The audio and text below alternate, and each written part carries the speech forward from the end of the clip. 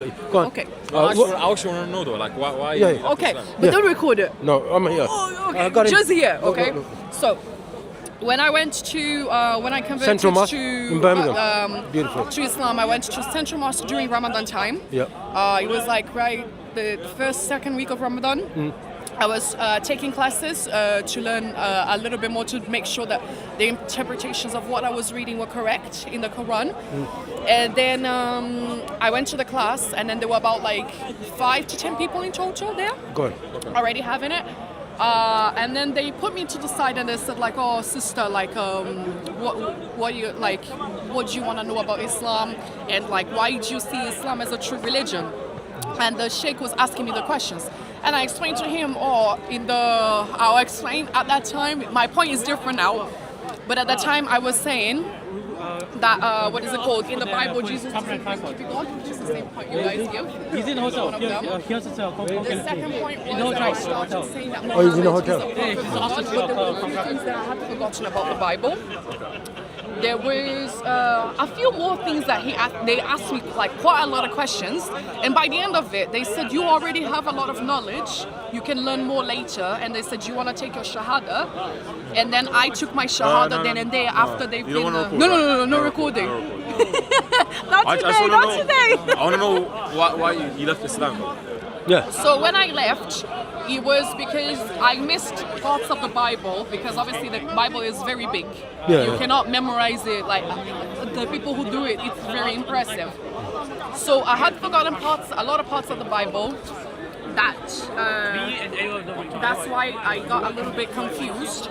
And then when I went back to the Bible, there were a lot of conflicts between what's written in the Quran and what's written in the Bible, because the Quran, you have the verses where it says about the war, about you are allowed to marry like 4 wives, but then you have also verses about And the Bible banning says the same thing.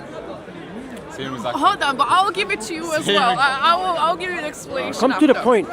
And then I realized that also Jesus did make a divinity claim where he says before Abraham was I am, because that John title. 8:58 Yes. doesn't prove he's God. But hold on, but it is a divinity claim because even the rabbis recognize so. No, just and hold that's this why one they were minute. we I'm going to give you the camera. Be quiet 1 minute. Yeah. Understand Jesus multiple times.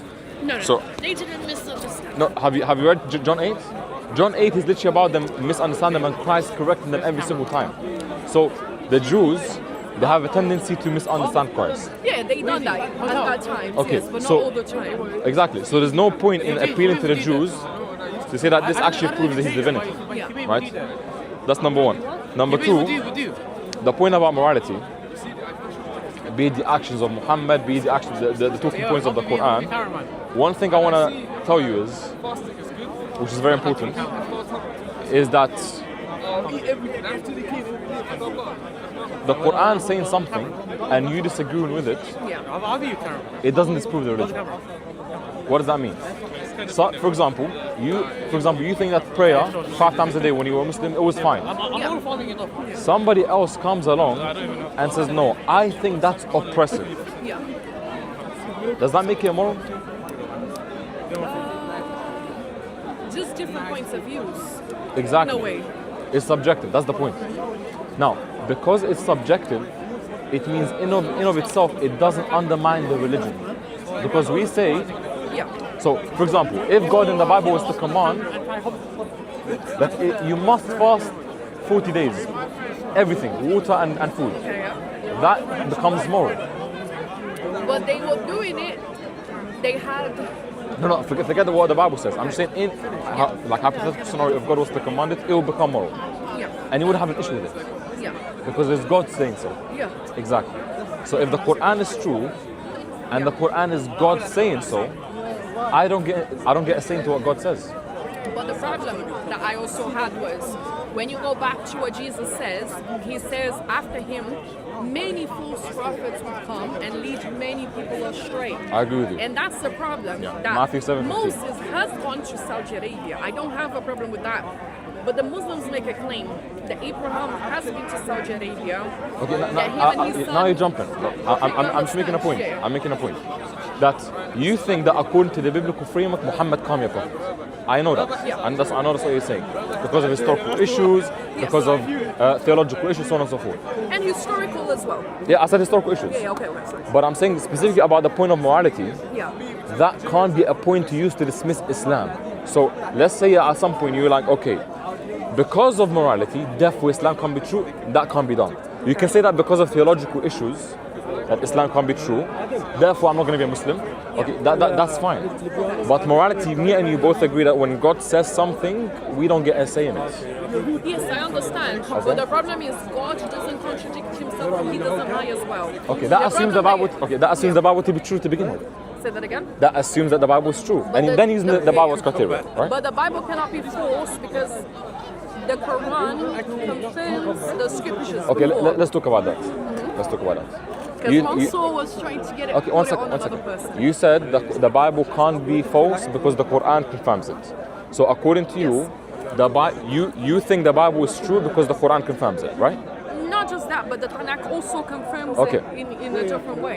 That's fine. But what I'm saying is that the Quran confirming the Bible, let's say confirm all of it, all that does is prove Islam false. It doesn't prove Christianity true. Because all you're showing is that, one second, all you're showing is that the author made a mistake, he confirmed everything. He made a mistake. Yeah. How do you then jump from, okay, No, who made mistake? the author, let's say Muhammad, for example. Okay. How do you then jump from Muhammad is false to that must mean that the Bible is true? Now, Yeah. one second. So now you're making that jump. I'm saying that you can make the argument against Islam, or you can't make the argument for Christianity, because you would agree with me that before the Quran came, the Christianity was true, right? Yes. Okay. So how would Christianity be true before the Quran was revealed? Because of Jesus. He What do you was mean? there. He confirmed the Tanakh because for him to be able to teach people, he was taking the teachings from the Tanakh and explaining it to people again and referring to verses in the Tanakh. So it means the Tanakh was true because Jesus wouldn't refer to things that are untrue. If he's truly, according to Islam, to your logic, No, forget Islam. Now we put Islam aside. But even then, Jesus cannot confirm if he was truly. I'm not referring to him in a Christianity point of view, but in a different perspective. If Jesus was still a prophet, like you guys say he was, he cannot confirm a corrupted book because he was referring most of the times to the Tanakh. Let's say the Torah is not corrupted. Let's say the Torah is not corrupted. So the Torah is not corrupted. Let's say it is. So it's correct, okay? No. It being preserved doesn't mean it's correct. Big jump. Wait, one second. But it cannot be. No, a book. It cannot be untrue. No. And incorrect when Jesus is confirming One it. second. Okay, a book being preserved doesn't mean that it's true. Harry Potter is preserved. Doesn't mean that the claims that Harry Potter makes is true. Okay, so But we let's. don't have a proof. We don't have an evidence to say otherwise. When we make a claim to No, I'm not saying it's corrupted. Yeah. No, I know, I understand. But when we are saying it's untrue, something is untrue, we should have something physical to show for that, like some sort of like evidence to prove. Otherwise, we don't. Okay. And the problem that you have with that as well is Jesus cannot be teaching and telling people things from a book that is untrue, because a lot of the things that he was referring to, they are all in the Tanakh. So why would Jesus be referring to things from the Tanakh? That are not true? That doesn't make sense, because then Jesus cannot be a prophet according to that, because he is teaching people things that are not true, that are Okay. lies. So what you're hanging on Yeah. is Jesus. Yes. Because if Jesus is true, that means what he's saying about the Torah must be true. Correct? No. What I'm saying is, Jesus is confirming the Tanakh. Yes. Okay? Because he's teaching people from the Tanakh. He, Okay, as but a why prophet just the from Tanakh? God, he cannot be lying and confirming something that he knows to be Perfect. not So true. because you verified Jesus, then you trust what he says about the Tanakh. Yes. Amazing. So you must trust Jesus first, right? We know about Jesus because it's written also in the Tanakh. So Where? about Jesus is Where? written in, even though you Where? love to deny it, in Isaiah 9:6. Isaiah 9:6 is not Bible. It is talking about Jesus. not. And it is like in the literal meaning. It's talking about Hezekiah. No. It's talking about Jesus because that child It's born in the next chapter. will be God. No, it's mighty God. But it's not just the only Hezekiah place. means mighty God. Zachariah as well is talking about someone who will come and who will Okay, be now you're just jumping. speared, like, but that's why I'm explaining about Jesus.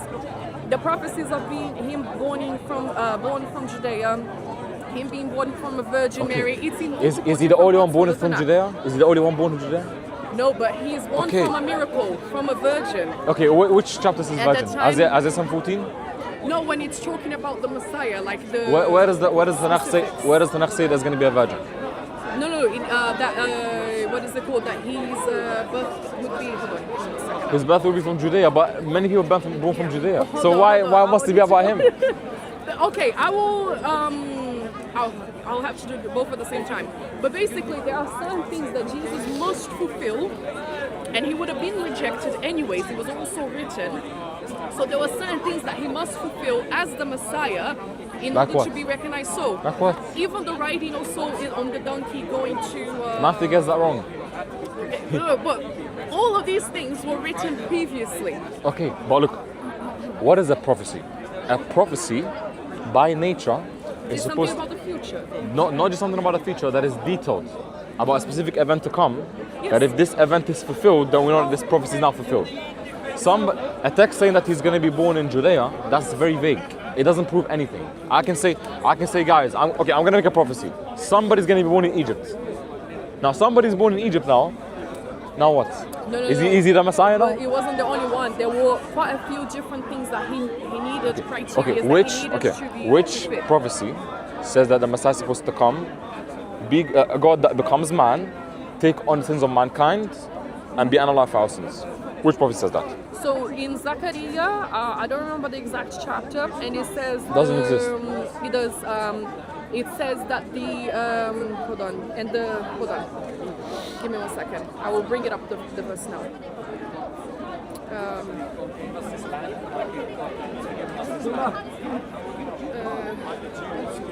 second now. Let me go get it for my notes because it will be easier because it's on my notes already. What is the content? What is the? So he was pierced for our transgressions and the punishment and crushed that's for our Isaiah 53. iniquities. That's Isaiah 53. That's about Wait, Israel. wait. There That's is Israel. Sorry. They will look on me who they have pierced and they will mourn on him for him. That's about Israel. That's about Jeremiah and Israel. Zechariah. No, but it's talking about that he will be pierced. Israel, that never has happened to Israel, and they will mourn for him as one mourns for her only son. Yep. And they will weep bitterly over him, like the picture of weeping over a thorn. So it's talking about someone who would take be on punished. the punishment, and we would The righteous cry. remnant, of Israel fulfills the same context. If you go to Lamentations 5:7, it said that the righteous remnant of Israel take on the sins and they suffer because of the Israelites. So look, the point is that a prophecy has to be specific about a person. Meaning, let's say I bring to you, I say that Muhammad is in the Bible. Right? But he's not. I know that you're gonna go into No. Forget Muhammad. Like, I'm just making an example. Yeah. If I say that a prophecy is about Muhammad specifically, and you tell me no, because the same context matches Jesus, I can't now come and say that it's a prophecy about Muhammad because the same context can be applied to Jesus. So it's no longer a prophecy. Wait 1 second. So a prophecy is about someone specific. So if the same context can be matched with the righteous remnant of Israel, then there's no motivation for me to make that jump and say that I must go from it believing that it's about Israel to now saying that it's about a dying rising mango. That's a big jump. So prophecy must be specific. Yeah, I know. But he was not one. There were multiple. There's none. I'm not Okay, gonna put it together now. What's your name? Sorry, what was your name? Larissa. There is not a single prophecy that you're going to point about Jesus that doesn't apply to Israel. None. No. But there were specific ones that he would be from the tribe of Judea and he would be rejected by his own people. But you cannot apply that to them now because it is talking about someone specific who was gonna come from them and they were going to reject. I don't know which chapter you're referring to.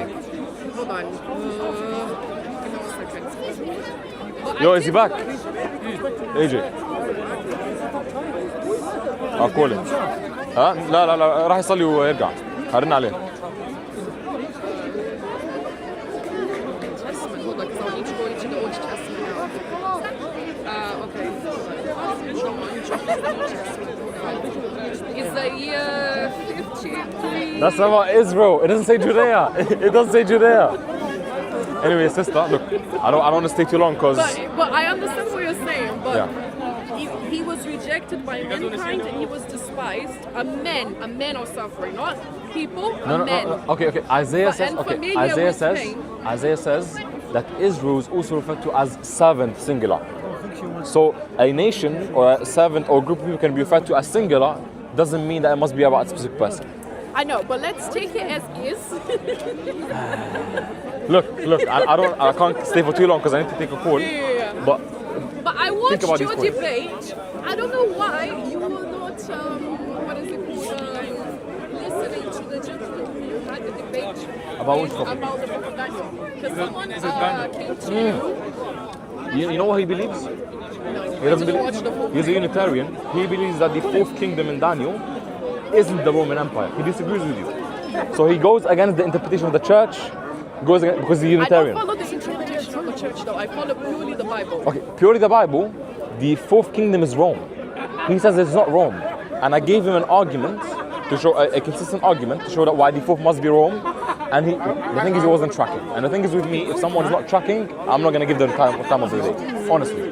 So it seemed like I was ignoring him, but the issue is that he disagrees with everyone in the park, disagrees with the Bible, because the Bible says it's Rome, and he only wants to make that point to make the Ottomans or the Muslims the fourth kingdom, the pagan kingdom. But that's pretty much right.